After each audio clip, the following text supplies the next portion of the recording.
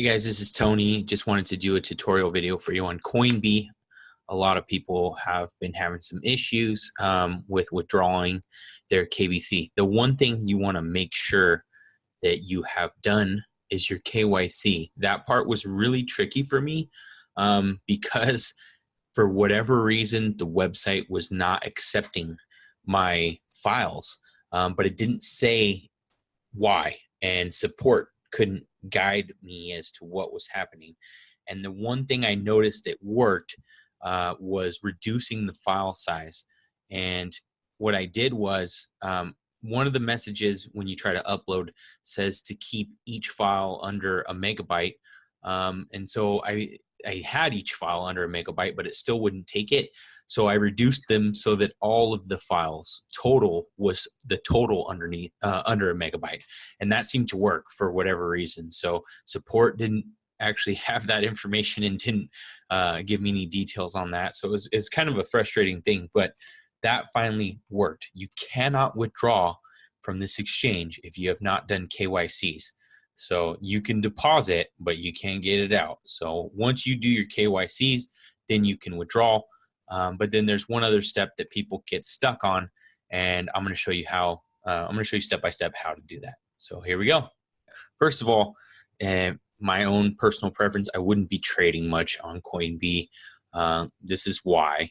If you look at these order books, there's a huge discrepancy between what people are willing to buy for and what people are selling for. So if you wanted to buy some KBC quickly, you're going to pay way over market price. If you wanted to sell, it may take quite a while for that to sell. And what I've seen in the past, if you put a sell order on here, even if you're the lowest on the books here, it won't move. And then within a few days, a massive order will come in and just barely undercut you. So it's not a great place to sell. So I wouldn't be doing very much trading here anyways. But if you do want to withdraw, you're going to go over to your wallet and you're going to go down to your Carrot Gold wallet. And then I just have a small balance to show you guys how to do that. You paste in where you're sending it to, and then you type in your amount. So I'm just going to do my whole wallet balance. And then this is the part that people aren't quite understanding, the safety email confirmation. So you click generate email confirmation and it's going to email you, and you have to go get that you have to go get that code that they send you, and you have to copy that. So it might take it a second. I'm going to check spam real quick and just see. There it goes, Coinbe.